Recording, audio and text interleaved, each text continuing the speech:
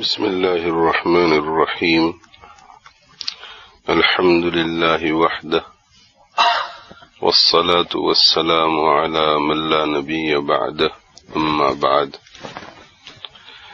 عن سلمة بن الأكوع رضي الله عنه أن رجلا أكل عند رسول الله صلى الله عليه وآله وسلم بشماله فقال كل بيمينك، قال لا أستطيع، قال لا استطعت، ما منعه إلا الكبر فما رفعها إلى فيه. رواہ مسلم.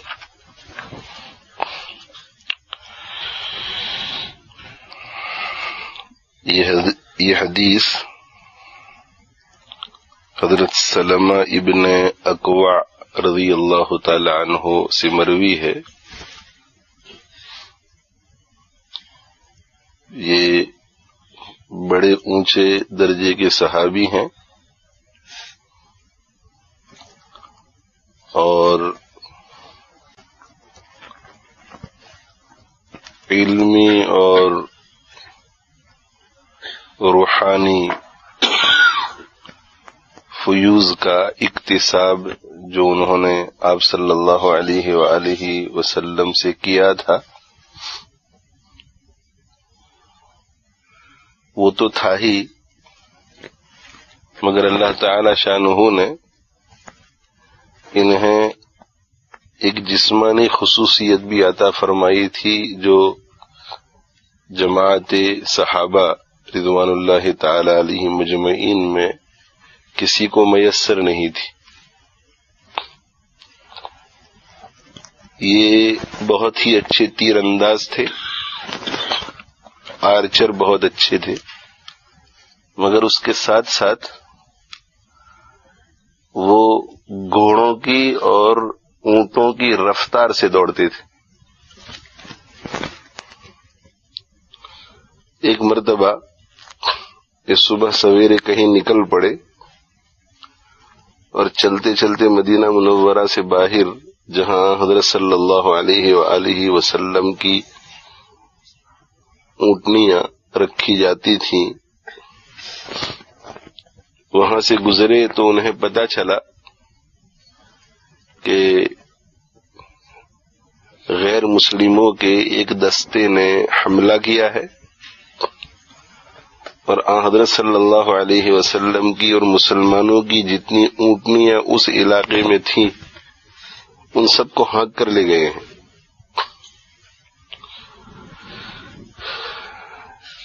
تو تیز رفتار ان کی خصوصیت تھی، تیر انداز زبردست تھے، آواز میں اللہ نے بہت قوت رکھی تھی. تو بالکل مدینہ منورہ کے کنارے سے انہوں نے آواز لگائی، یا صباحا یا صباحا. یہ خطرے کے موقع پر عربی زبان میں بولا جاتا ہے اور اس لفظ سے ندا دی جاتی ہے. تو آواز میں اتنی قوت تھی اور اتنی دور تک پہنچتی تھی کہ مدینہ منورہ کے بالکل آؤٹ سکرٹس سے، باہر سے، جنگلات سے وہ ندا دے رہے تھے تو پورے مدینہ منورہ میں ان کی آواز سنائی دے رہی تھی. صحابہ کرام رضوان اللہ تعالی علیہ مجمعین نے تیاری کی. وہ دستہ تو اونٹوں کو لے کر روانہ ہو چکا تھا. اب کب صحابہ کرام رضوان اللہ تعالی علیہ مجمعین جائے واردات پر پہنچتے اور وہاں سے پھر اس ڈائریکشن میں جاتے، یہ اکیلے ہی دوڑ پڑے ان کے پیچھے اور بڑی تیزی سے دوڑ کر ان کو پکڑ لیا اور چھپ چھپ کر یہ تیر مارتے رہے اس دستے پر. تو اتنے اچھے تیر انداز سے تھے اور اتنی تیزی سے دوڑتے تھے اور اتنی جلدی جلدی تیر پھینک رہے تھے کہ غیر مسلموں کو ایسا احساس ہوا کہ مسلمانوں کا پورا لشکر ٹوٹ پڑا ہے ہم پر. تو پیچھے مڑ کر دیکھنے کی فرصت بھی انہیں نہیں ہوئی. اور یہ بخاری شریف کی روایت ہے، کسی کمزور طریقے سے نہیں پہنچا ہے یہ واقعہ، بخاری شریف میں. تو اونٹنیاں بھی انہوں نے چھوڑ دی اور ان کی اونٹنی اپنی ذاتی سواریوں کے اوپر جو چادریں اور کمبلیں وغیرہ تھی وہ بھی نیچے گرتی چلی گئی، ہوش کھو بیٹھے۔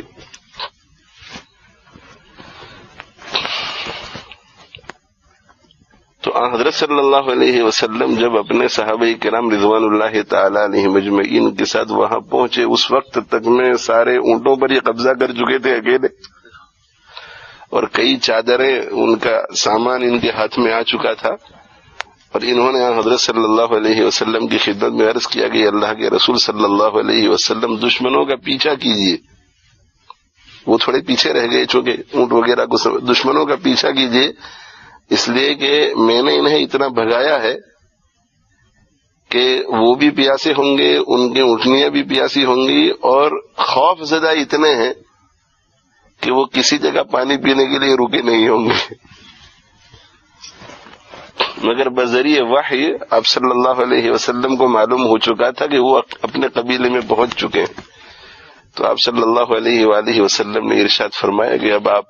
ذرا نرمی اختیار کیجئے، وہ اپنی قوم میں پہنچ چکے ہیں کسی اور موقع پر۔ تو یہ ایک طرف شہ سوار بھی ہوتے تھے، مگر دوسری طرف اپنی روحانی اور علمی پیاس بھی بجھاتے تھے، اور اس کا بھی شوق رکھتے تھے۔ علم میں تو ہر صحابی اونچا تھا، اور عمل میں بھی ہر صحابی اونچا تھا۔ تو اس سلمہ ابن اکوع رضی اللہ عنہ حضرت صلی اللہ علیہ وسلم سے دیکھو حدیث بھی روایت کر رہے ہیں کہ ایک شخص نے اللہ کے رسول صلی اللہ علیہ وآلہ وسلم کے پاس کھانا کھایا اپنے بائیں ہاتھ سے۔ دائیں ہاتھ سے کھانا سنت ہے۔ پہلے حضرت عمر بن ابی سلمہ رضی اللہ تعالیٰ عنہ کی حدیث گزر چکی ہے، بلکہ وہ سب سے پہلی حدیث تھی جس پر کچھ عرض کیا گیا تھا۔ اس میں آپ صلی اللہ علیہ وآلہ وسلم نے انہیں جن باتوں کی تلقین کی ان میں سے ایک بات یہ تھی کہ سم اللہ، بسم اللہ پڑھو، کھانا شروع کرنے سے پہلے اللہ کا نام لو، بسم اللہ پڑھو، وَكُلْ بِيَمِينِكَ، اور اپنے دائیں ہاتھ سے کھانا کھاؤ۔ تو دائیں ہاتھ سے کھانا کھانا یہ سنت ہے، اور بائیں ہاتھ سے کھانا یہ خلاف سنت ہے۔ اور جو عشاق ہوتے ہیں جن کو حضور اکرم صلی اللہ علیہ وآلہ وسلم سے محبت ہوتی ہے،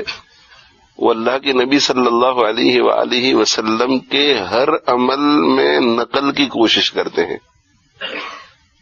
حضرت عبداللہ ابن عمر رضی اللہ تعالی عنہما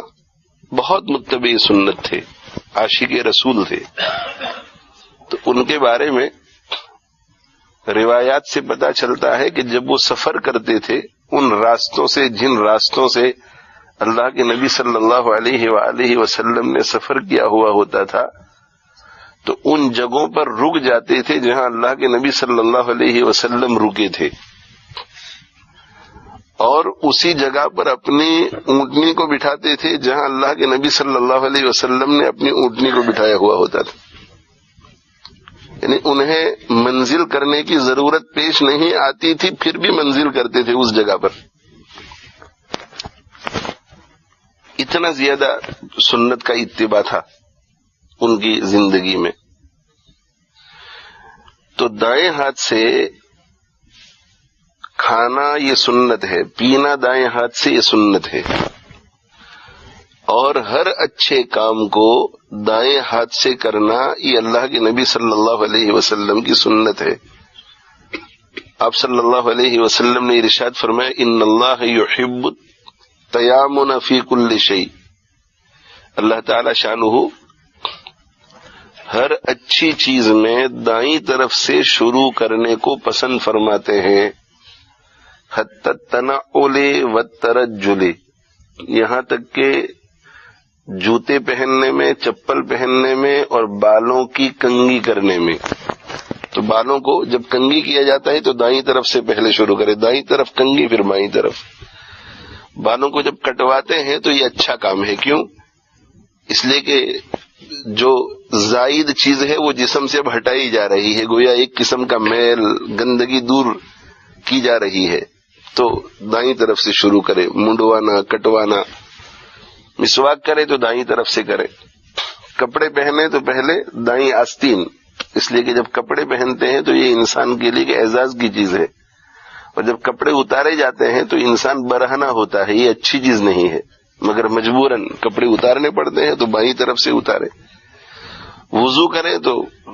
پہلے دائیں عضو کو دھوئے پھر بائیں عضو کو، غسل کرے تو پہلے دائیں طرف پانی بہائے پھر بائیں طرف، یہاں تک کہ جب میت کو غسل دیا جاتا ہے وہاں بھی یہی حکم ہے کہ پہلے دائیں طرف کے بدن کو دھویا جائے پھر بائیں طرف کے بدن کو دھویا جائے۔ جب آپ صلی اللہ علیہ وسلم کی صاحبزادی کا انتقال ہو گیا تو حضرت ام عطیہ رضی اللہ تعالی عنہا اپنی سہیلیوں کے ساتھ، عورتوں کے ساتھ غسل دینے کے لیے گئیں، تو آپ صلی اللہ علیہ وسلم نے ان کو کچھ ہدایات دیں کہ میری بیٹی کے غسل میں اس کا خیال رکھنا، اس کا خیال رکھنا، اس کا خیال رکھنا۔ تو اس میں ایک حکم یہ فرمایا کہ ابدأن بمیامینہا، کہ جب تم ان کو غسل دو تو ان کی دائیں طرف سے شروع کرنا، پہلے وضو کراؤ اور وضو کرانے کے بعد غسل، تو جب وضو کراؤ تو بھی دائیں طرف سے، پہلے دایاں ہاتھ دو پھر بایاں، دایاں پاؤں پھر بایاں، اور جب غسل کراؤ تو پہلے بدن کے دائیں حصے کو دھو ڈالو اور پھر بائیں حصے کو۔ تو ہر اچھے کام کو دائیں طرف سے شروع کرنا یہ اللہ کے نبی صلی اللہ علیہ وسلم کی سنت ہے، اور ہر گھٹیا کام کو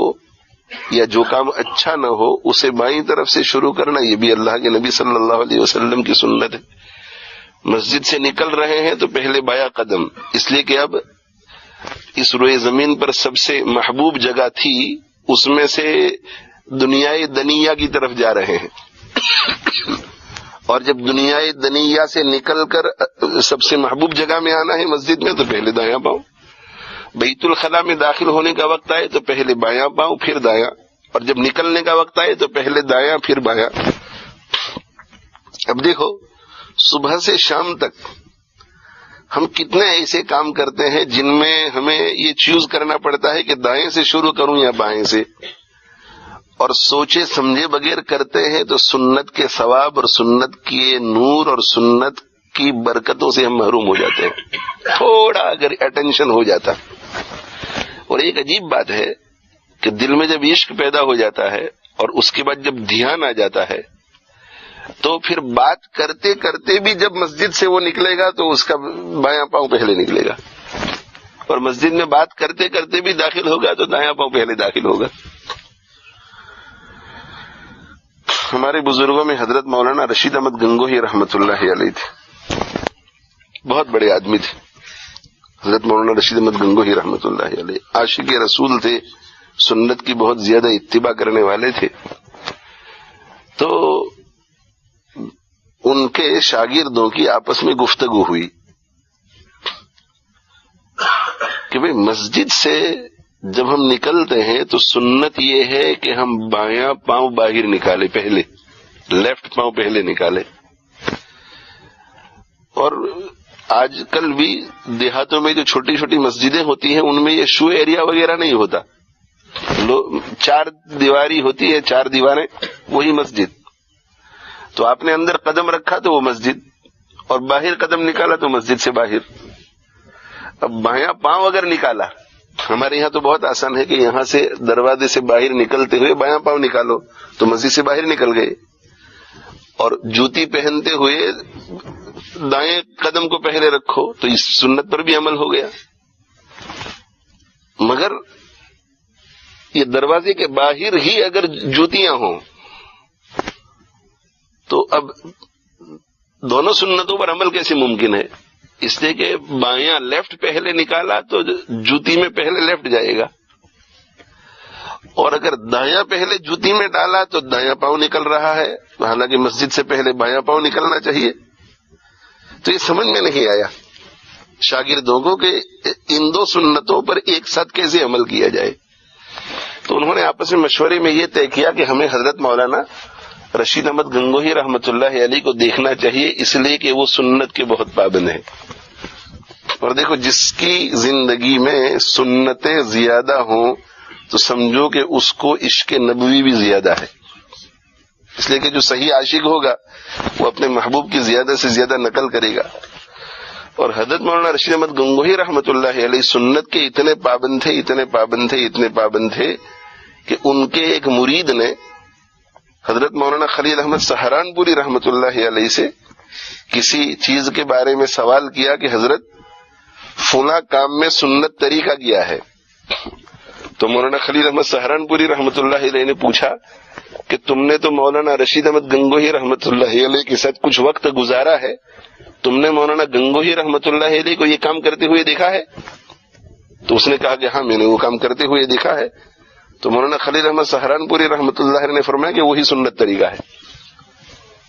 یعنی حضرت مولانا گنگوہی رحمت اللہ علیہ کا اتباع سنت اتنا معروف اور مشہور تھا کہ ان کے عمل سے اس عمل کے سنت ہونے پر استدلال کیا جاتا تھا.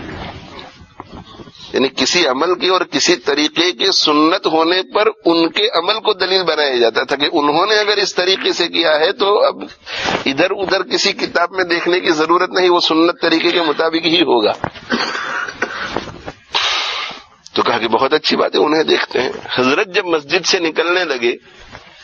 تو اب طلبہ دیکھ رہے ہیں، شاگرد دیکھ رہے ہیں، مرید دیکھ رہے ہیں کہ حضرت کیسے نکلتے ہیں. تو حضرت نے پہلے بایاں پاؤں نکالا اور بایاں پاؤں نکال کر جوتی کے اوپر رکھ دیا. تو بایاں پاؤں مسجد سے پہلے نکلنا چاہیے، یہ سنت تو ادا ہو گئی. اور نکال کر کے جوتی کے اندر نہیں رکھا، جوتی کے اوپر رکھ دیا. اور جوتی کے اوپر رکھنے کے بعد پھر دایاں نکالا اور دائیں کو پہلے جوتی کے اندر رکھا اور پھر وہ بائیں کو اٹھا کر کے جوتی کے اندر رکھا.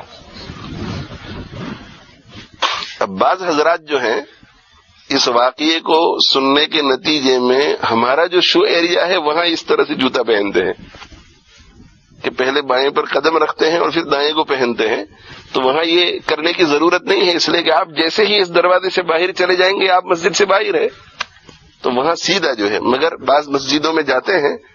تو مسجدوں کا نظام ایسا ہوتا ہے کہ چپلیں جو ہے بیت الخلاء کے اندر ہوتی ہیں، وہاں پر آپ اس پر عمل کر سکتے ہیں کہ پہلے جو ہے پہلے بایاں پاؤں داخل کرنا ہے تو بایاں پاؤں داخل کر کے اس کے اوپر رکھ دے اور اس کے بعد دایاں پاؤں داخل کر کے چپل کے اندر رکھیں اور پھر بایاں پاؤں اٹھا کر کے چپل کے اندر رکھیں. بعض مسجدوں کے اندر جوتیاں جو ہے وہ بیت الخلاء سے باہر نہیں ہوتی، بیت الخلاء کے اندر ہوتی ہیں. خیر، تو ایک تو ہے بسم اللہ پڑھنا، دوسرا دائیں ہاتھ سے کھانا اور ہر اچھے کام کو دائیں ہاتھ سے کرنا. تو میں عرض یہ کر رہا تھا کہ پورے دن میں کتنی چیزیں ہوتی ہیں جہاں ہمیں یہ فیصلہ کرنا پڑتا ہے کہ دائیں سے شروع کروں یا بائیں سے. تھوڑا اگر اٹینشن ہو جائے، تھوڑی توجہ ہو جائے تو پورے دن میں کتنی سنتوں کی برکتیں ہمیں نصیب ہو جائے گی، کتنی سنتوں کا ثواب مل جائے گا، کتنی سنتوں کا نور مل جائے گا. اور سنتوں پر عمل کرنے سے نہ صرف یہ کہ اللہ کے محبوب پیغمبر صلی اللہ علیہ وسلم کی ہمارے دل میں محبت بڑھتی ہے، بلکہ ہماری محبت اللہ کے نزدیک بڑھتی ہے، اللہ کے نزدیک ہماری محبت بڑھتی ہے. تو سنت پر عمل کرنے سے اللہ کے نبی صلی اللہ علیہ وسلم کی محبت ہمارے دلوں میں بڑھے گی اور اللہ کے دربار میں ہماری محبت بڑھے گی. تو اس شخص نے اللہ کے رسول صلی اللہ علیہ وسلم کے پاس جب کھانا کھایا تو بائیں ہاتھ سے کھانا کھایا، لیفٹ ہینڈ کو یوز کیا اس نے. فقال، تو آپ صلی اللہ علیہ وسلم نے ارشاد فرمایا کہ کل بیمینک، اپنے دائیں ہاتھ سے کھاؤ. اب اس سے پتہ یہ چلا کہ کھانا کھاتے ہوئے اگر کوئی شخص غلطی کر رہا ہے اور وہ ایسا ہے کہ عمر میں ہم سے چھوٹا ہے یا درجے میں ہم سے چھوٹا ہے، اس کے ساتھ تعلق ایسا ہے کہ اگر کوئی بات اس کو کہی جائے تو اسے بری نہیں لگے گی، تو اسے پیار محبت سے بتلانا چاہیے. اور اگر وہ شخص ایسا ہے کہ اسے ناگواری ہو سکتی ہے، برا لگ سکتا ہے، تو پھر جو ہے وہ عمومی خطاب کرے، جنرل خطاب. حضرت حاجی محمد فاروق صاحب رحمت اللہ علیہ کے ساتھ میں نے اپنی زندگی کا سب سے پہلا کھانا لیسٹر میں بیٹھ کر کھایا، ایک صاحب کے یہاں۔ حاجی صاحب رحمت اللہ علیہ کی بھی دعوت تھی، ہماری بھی دعوت تھی، اور حضرت رحمت اللہ علیہ کو میں مکہ مکرمہ میں پہلے دیکھ چکا تھا، زیارت کر چکا تھا، حضرت مولانا ابرار الحق صاحب ہردوئی رحمت اللہ علیہ کی مجلس میں۔ سب سے پہلی مرتبہ میں نے جو حضرت کی زیارت کی وہ حضرت مولانا ابرار الحق صاحب رحمت اللہ علیہ کی مجلس میں، اور حضرت مولانا ابرار الحق صاحب رحمت اللہ علیہ جب حج کے لیے تشریف لاتے تھے تو وہاں باب العمرہ کی طرف ایک عمارت تھی، وہاں عصر کی نماز کے بعد حضرت کی مجلس ہوتی تھی، تو مجھے بھی جب حج کی توفیق ہوتی تھی تو میں اس کا اہتمام کرنے کی کوشش کرتا تھا کہ حضرت کی مجلس مل جائے۔ تو حاجی فاروق صاحب رحمت اللہ علیہ کو میں نے پہلی مرتبہ وہاں دیکھا، بالکل دو زانو حضرت کے سامنے بیٹھے ہوئے تھے، حالانکہ اس وقت بھی معذوری تھی، مگر دو زانو بڑے ادب سے بیٹھے ہوئے تھے، اور حضرت ہردوئی رحمت اللہ علیہ جب کوئی بات فرماتے تھے تو حاجی صاحب رحمت اللہ علیہ جو ہے وہ داد دیتے تھے، ماشاء اللہ حضرت ماشاء اللہ، بڑی پتے کی بات بتلائی آپ نے، ماشاء اللہ بجا فرمایا حضرت نے، بہت نفع ہوا اس بات سے، اس طرح بات کر رہے تھے۔ میں نے حضرت مولانا مسیح اللہ خان صاحب رحمت اللہ علیہ کے صاحبزادے بھائی جان کو دیکھا نہیں، تو مجھے دل میں یہ خیال آیا کہ اتنا قریب بٹھاتے ہیں اور بہت شفقت محبت ہے، تو یہ حضرت مولانا مسیح اللہ خان صاحب رحمت اللہ علیہ کے صاحبزادے ہو، ایسا خیال آیا، مگر ملاقات کی نوبت نہیں آئی، چونکہ جو بڑا ہوتا ہے زیادہ توجہ اسی کی طرف ہوتی ہے۔ اس کے بعد ایک مرتبہ میری نظر پڑ گئی حاجی صاحب رحمت اللہ علیہ پر مسجد نبوی میں، فجر کی نماز کے بعد اشراق سے فارغ ہو کر جب میں نکل رہا تھا تو میری نظر پڑ گئی، رمضان المبارک میں یا رمضان المبارک سے پہلے کسی وقت عمرے کے لیے حاضر ہوا تھا، تو وہاں میں نے سوچا کہ یہ کوئی بزرگ ہیں، ان سے ملاقات کر لینی چاہیے، تو کسی کو پوچھا نہیں کہ یہ کون ہے، بس بیٹھ گیا قریب میں، دائیں بائیں آگے پیچھے کچھ مریدین بھی تھے، مصافحہ کیا، اور میں نے کہا کہ حضرت میں انگلینڈ سے حاضر ہوا ہوں عمرے اور زیارت کے لیے، تو آپ سے دعاؤں کی درخواست ہے، اور یہ درخواست ہے کہ آپ ہماری طرف سے صلاۃ و سلام بھی پیش فرمائیں۔ میں تو وہیں تھا، مگر دل میں یہ خیال آیا کہ اب ہمارا صلاۃ و سلام کیا، یہ بزرگ اگر ہماری طرف سے پیش کریں گے تو ہمارا سلام بھی وہاں پہنچ جائے گا۔ تو حضرت سے میری وہ ملاقات، اس کے بعد یہاں انگلینڈ میں ملاقات ہوئی۔ ہمارے دوست تھے مولانا الیاس قاسمی رحمہ اللہ تعالی، وہ ان کا بہت ذکر خیر فرماتے رہتے تھے۔ دوسرے ہمارے ایک دوست تھے مولانا منظور الحسینی رحمہ اللہ تعالی، وہ بھی ان کا بہت ذکر خیر فرماتے تھے، اور وہ حضرت کے مرید بھی تھے۔ تو جب حضرت کے بارے میں پتا چلا کہ حضرت تشریف لا رہے ہیں انگلینڈ، تو کسی وجہ سے اس وقت میرے دل میں یہ خیال آیا کہ حاجی فاروق صاحب رحمت اللہ علیہ وہی ہیں جن کو میں نے مولانا ابرار الحق صاحب رحمت اللہ علیہ کے یہاں دیکھا تھا اور مسجد نبی میں دیکھا تھا۔ اس سے پہلے ان کے بارے میں کئی مرتبہ خیال بھی آیا، ویل چیئر میں حرم شریف جاتے ہوئے دیکھا، مگر نہ یہ داعیہ پیدا ہوا کہ پوچھنا چاہیے کہ یہ کون بزرگ ہیں، نہ مجھے خیال آیا کہ، مگر جب میں نے انگلینڈ میں سنا کہ تشریف لا رہے ہیں اس وقت دل میں یہ خیال ہے کہ یہ وہی بزرگ ہیں۔ تو میری پہلی ملاقات یہاں ہوئی حضرت کی، جو صاحب خانہ تھے وہاں میں گیا۔ اس کے بعد اس دن شام کو جامع مسجد میں حضرت کا بیان تھا، اس میں نے شرکت کی۔ تو پہلے ملاقات ہوئی، پھر میں نے وہاں بیان میں شرکت کی، اور بیان سے فارغ ہو کر میں یہاں آ گیا۔ دوسرے دن دوپہر کا کھانا جو ہے وہ جن صاحب کے یہاں تھا، یہ ہماری اب حضرت کے ساتھ تیسری ملاقات ہو رہی ہے انگلینڈ میں، تو میں وہاں تھا تو کھانے سے فارغ ہونے کے بعد جب میں پانی پینے لگا، پانی، تو ہمارے یہاں یہ طریقہ ہے کہ کھانے کے وقت جب پانی پیتے ہیں تو چونکہ دایاں ہاتھ جو ہے وہ صاف نہیں ہوتا، تو بائیں ہاتھ سے گلاس پکڑتے ہیں، اور بائیں ہاتھ سے گلاس پکڑ کر نیچے دایاں ہاتھ رکھتے ہیں اور یوں پیتے ہیں۔ حضرت کی اس پر نظر پڑی، مگر ہمارے ساتھ کوئی بے تکلفی نہیں تھی، کوئی تعلق نہیں تھا۔ تو حضرت نے مجھے جب دیکھا تو کچھ نہیں بولے، پھر ڈیزرٹ آیا، سب نے کھایا، ہاتھ واتھ دھوئے، یعنی تقریباً 10-15 منٹ گزری، تو اس کے بعد حضرت نے اس پر تقریر فرمائی کہ میرے ابا جی حضرت مولانا مسیح اللہ خان صاحب رحمۃ اللہ علیہ فرمایا کرتے تھے کہ دائیں ہاتھ سے پانی پینا سنت ہے، اور دائیں ہاتھ سے پینا اس وقت کہا جائے گا جبکہ بایاں ہاتھ چھوڑ دیا جائے پھر بھی گلاس گرے نہیں۔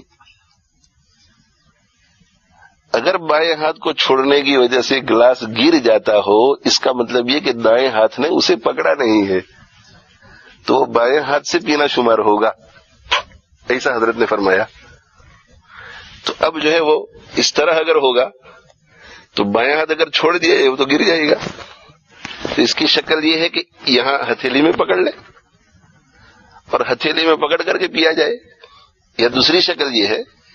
کہ دائیں ہاتھ سے پکڑ لیا جائے۔ میں تو دوستوں کو یہ کہتا ہوں کہ دائیں ہاتھ سے پکڑنے میں حرج کیا ہے، عورتیں یوں بھی گلاس کو دھوتی ہی ہیں، اور پلیٹ بھی گندی ہوتی ہے، ڈیزرٹ والی رکابی بھی گندی ہوتی ہے، تو یہ گلاس ہی کو محفوظ رکھنے کی کوشش کی جائے اور سنت کے خلاف کام کیا جائے، دائیں ہاتھ سے پکڑ کر پی لیا جائے۔ تو حضرت نے یہ فرمایا، اور حضرت نے یہ فرما کر کے جب فارغ ہو گئے، میری طرف دیکھا نہیں حضرت نے، حضرت یوں نیچے نگاہ کر کے بولے، کسی کی طرف دیکھا نہیں حضرت نے۔ بڑا عجیب طریقہ تھا حضرت کا، یہ حیا حضرت کو آ رہی تھی کہ یہاں کے علماء میں سے ہے اور یہاں کسی مسجد کے امام ہیں اور ان کا کوئی ادارہ بھی ہے، یہ سب حضرت کو معلوم ہو چکا تھا، مگر حضرت نے نصیحت فرمائی۔ میں یہ اس لیے عرض کر رہا ہوں کہ یہاں پر علامہ نووی رحمۃ اللہ علیہ نے بھی اس حدیث کے اوپر جو ٹائٹل باندھا ہے وہ یہ ہے کہ بابن الاکل مما یلی ہے، کہ اس باب میں یہ مسئلہ بیان کرنا چاہتا ہوں کہ کھانا اپنے قریب سے کھانا چاہیے، اپنی طرف سے کھانا چاہیے، اور دوسری بات یہ بتانا چاہتا ہوں کہ ووعدہ وتأدیبہ من یسیء اکلہ، کہ کھاتے ہوئے جو غلطی کر رہا ہے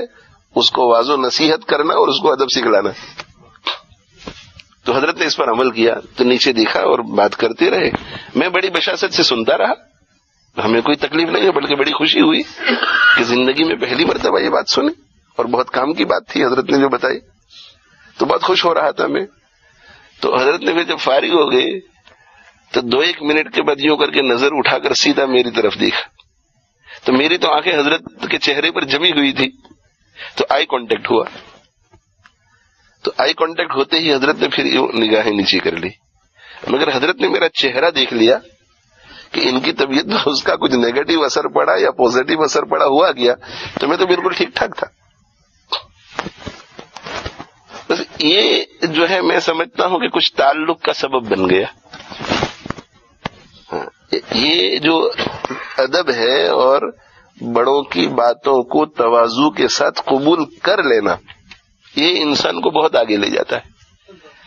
اس لیے کہ بس یہ واقعہ ہوا اور اس کے بعد کہا کہ بھائی مشورہ کر لیتے ہیں کہ آج سے لے کر پرسوں تک مجھے اس شہر میں کرنا کیا ہے۔ تو میں چونکہ وہاں تھا تو کسی نے کہا کہ یہ یہاں مسجد نور کے امام ہیں اور ذمہ دار ہیں، ان کی طرف سے درخواست آئی ہے کہ مسجد کی تعمیر ہو رہی ہے تو وہاں دعا کرنی ہے، اور دوسرا یہ کہ ان کا ایک ادارہ بھی ہے اسلامک دعوی اکیڈمی، وہاں بھی جانا ہے تھوڑی دیر کے لیے۔ تو حضرت نے فرمایا کہ یہ تو میرے اپنے آدمی ہیں، بالکل رویہ بدل گیا، یہ تو میرے اپنے آدمی ہیں، ان کے علاوہ کی بات کرو، ان کے یہاں تو ہم رات 12 بجے بھی جا سکتے ہیں۔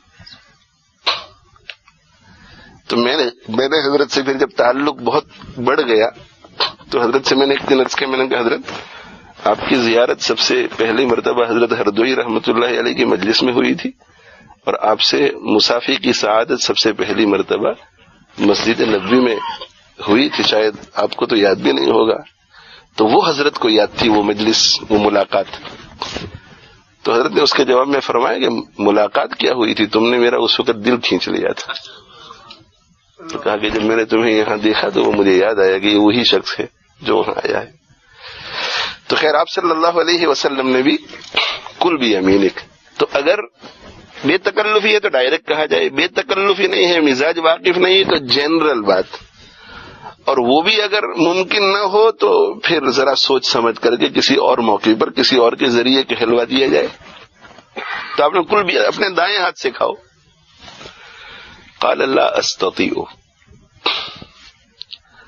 قال لا استطيع، اس نے کہا کہ میں دائیں ہاتھ سے کھانے کی قدرت ہی نہیں رکھتا. اب یہاں پر ایک بات ذہن نشین کر لیجئے کہ کبر جو ہے نا، کبر یہ ایسی بیماری ہے کہ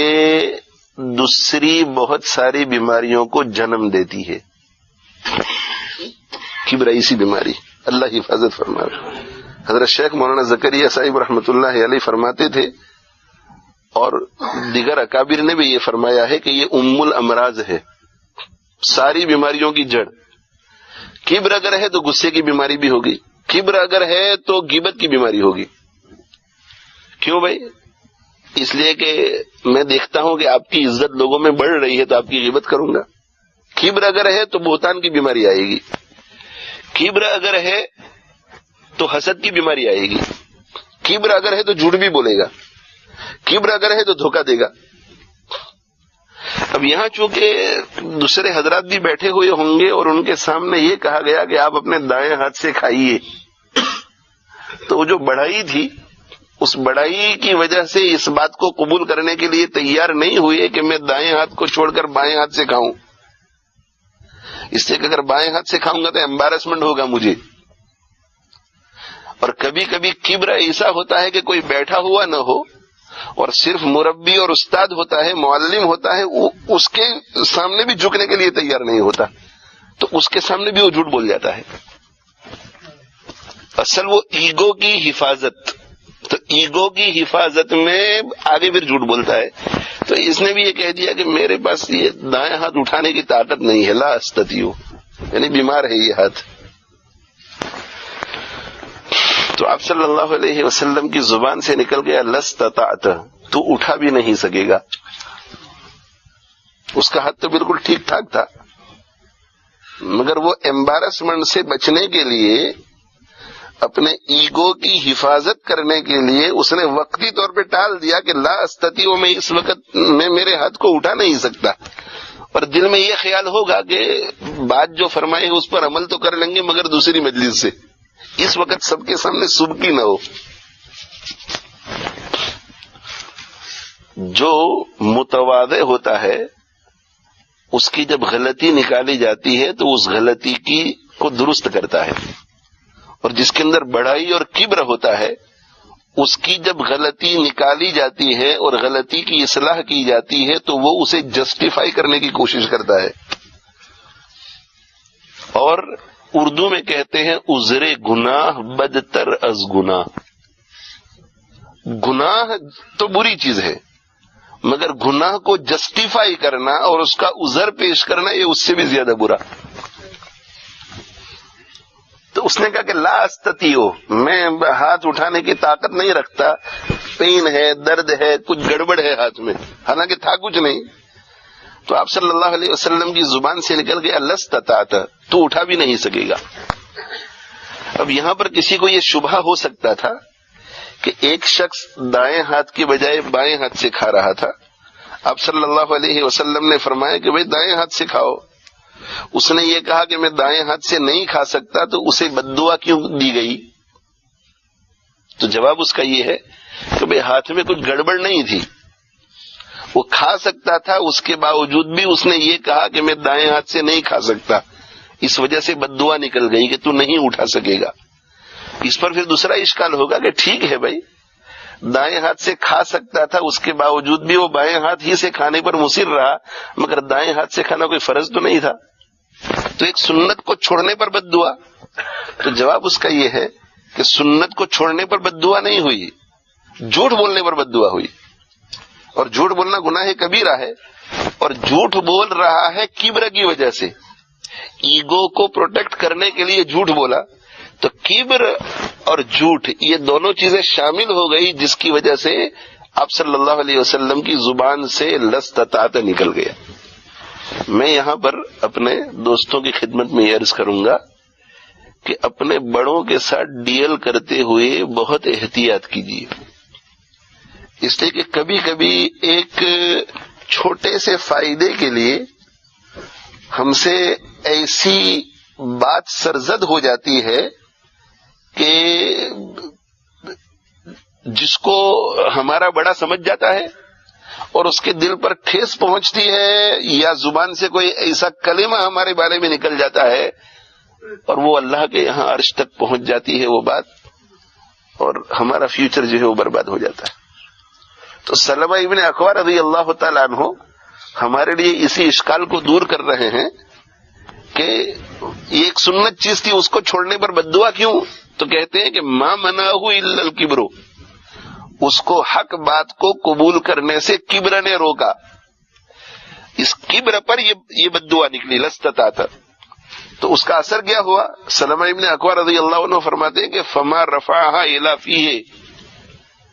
دعا اسی وقت قبول ہو گئی اور ہاتھ اسی وقت بیکار ہو گیا،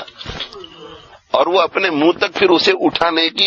اس میں طاقت نہیں رہی، وہ دائیں ہاتھ بیکار ہو گیا۔ بہرحال اس حدیث سے بہت سی چیزیں معلوم ہوئی۔ ایک تو یہ کہ جب کھانے کے لیے بیٹھے تو دائیں ہاتھ سے کھانا چاہیے، جب بھی کھانے کی پینے کی نوبت آئی تو دائیں ہاتھ سے کرنا چاہیے، جب کوئی اچھا کام ہو تو دائیں ہاتھ سے کرنا چاہیے، اور اگر ہماری کوئی اصلاح کرے، ہمیں بھی کسی میں کوئی غلطی دیکھے تو پیار محبت سے اصلاح کرنی چاہیے۔ اگر ڈائریکٹ کہہ سکتے ہیں تو ڈائریکٹ کرنا چاہیے، اگر ڈائریکٹ نہیں تو خطاب عام سے کرنا چاہیے، اور ہماری اگر کوئی اصلاح کرے تو خوش دلی سے اسے قبول کرنا چاہیے۔ قاری صدیق باندوی صاحب رحمت اللہ علیہ کا ایک واعظ میں نے وولسول میں سنا تھا، میں بھی سفر میں حضرت کے ساتھ ہی تھا، تو حضرت نے اس واعظ میں یہ فرمایا تھا کہ اگر تمہارے گھر کے پچھلے حصے کی دیوار میں دراڑ پڑ جائے اور ایسا لگے کہ اسٹرکچر اب ٹوٹنے والا ہے، اور آپ چونکہ پیچھے کی طرف جاتے ہی نہیں اس لیے آپ کو وہ نظر نہ آئے، اور آپ کا پڑوسی آپ کو آ کر کے یہ کہے کہ تمہارے گھر کی جو پچھلی دیوار ہے اس میں دراڑ آ گیا ہے اور کسی وقت بھی وہ گر سکتی ہے، کچھ کرو اس کا، تو حضرت نے مجھے آپ کو خوشی ہوگی یا غمی؟ تو سب نے کہا کہ خوشی ہوگی۔ تو حضرت نے فرمایا کہ دیکھو، تمہارے یہ دنیا کے مکان میں اگر کوئی برائی آ جائے اور اس کی اصلاح کے لیے کوئی کہے تو خوشی ہوتی ہے، اور تمہاری دین کی بنیادوں میں اور تمہاری دین کی عمارت میں کوئی خرابی آتی ہے اور کوئی اس کی اصلاح کی طرح تمہیں متوجہ کرتا ہے تو تمہیں برا کیوں لگتا ہے؟ نارا تمہیں اس سے زیادہ خوش ہونا چاہیے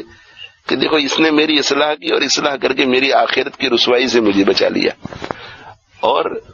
تیسری بات یہ کہ ایگو، کبر، یہ چیزیں ایسی ہیں کہ جن کی وجہ سے آدمی حق بات سے بھی منہ پھیر لیتا ہے، بلکہ کبر کی تعریف جو آپ صلی اللہ علیہ وسلم نے کی وہ یہی ہے کہ بطر الحق و غمت الناس۔ دو علامتیں ہیں کبر کی، ایک تو یہ کہ وہ لوگوں کو اپنے سے گھٹیا سمجھتا ہے، اپنے سے کم درجے کا سمجھتا ہے، اپنے کو بڑا دوسروں کو چھوٹا، یہ ہے کبر کی ایک علامت۔ حالانکہ قاعدہ کیا ہے؟ جو اپنی نظر میں بڑا وہ اللہ کی اور اللہ کی مخلوق کی نظر میں چھوٹا، اور جو اپنی نظر میں چھوٹا وہ اللہ کی اور اللہ کی مخلوق کی نظر میں بڑا۔ اسی لیے آپ صلی اللہ علیہ وآلہ وسلم نے دعا فرمائی ہے کہ اللہم اجعلنی صغیرا فی عینی، اے اللہ مجھے میری نظر میں تو چھوٹا رکھ، وکبیرا فی اعین الناس، اور لوگوں کی نظر میں بڑا رکھ، کہ لوگ میرا احترام کرے، عزت کے ساتھ رکھے۔ تو کبر کی ایک علامت یہ ہے کہ لوگوں کو اپنے سے کمتر سمجھنا، حقیر سمجھنا، اور کبر کی دوسری علامت بطر الحق، حق سے اعراض کرنا، حق کو قبول نہ کرنا۔ تو یہاں پر بھی ہوا یہی کہ حق قبول نہ کر سکے، اور یہ نہیں کہا کہ ہاں یہ اللہ کے نبی صلی اللہ علیہ وسلم ہماری غلطی ہو گئی، انشاءاللہ ہم بائیں ہاتھ سے نہیں کھائیں گے، دائیں ہاتھ سے کھائیں گے۔ انہوں نے عذر تلاش کیا اور عذر یہ مل گیا کہ دائیں ہاتھ میں کچھ پرابلم ہے، میں اٹھا نہیں سکتا اس کو، اس سے کھا نہیں سکتا، اس سے لقمہ نہیں لے سکتا۔ تو آپ صلی اللہ علیہ وسلم کے سامنے یا تو حالت منکشف ہو گئی، اندازہ ہو گیا، وحی کے ذریعے آپ کو معلوم ہو گیا، تو آپ کی زبان سے ہی نکل گیا ناراضگی میں کہ لستطعت، تو اٹھا بھی نہیں سکے گا، تو زندگی پر پھر ہاتھ نہیں اٹھا سکے وہ۔ اللہ تعالی شانہ ہم سب کو عمل کی توفیق عطا فرمائے۔ وآخر دعوانا الحمدللہ رب العالمین، وصلی اللہ علی نبینا محمد وعلی آلہ وصحبہ۔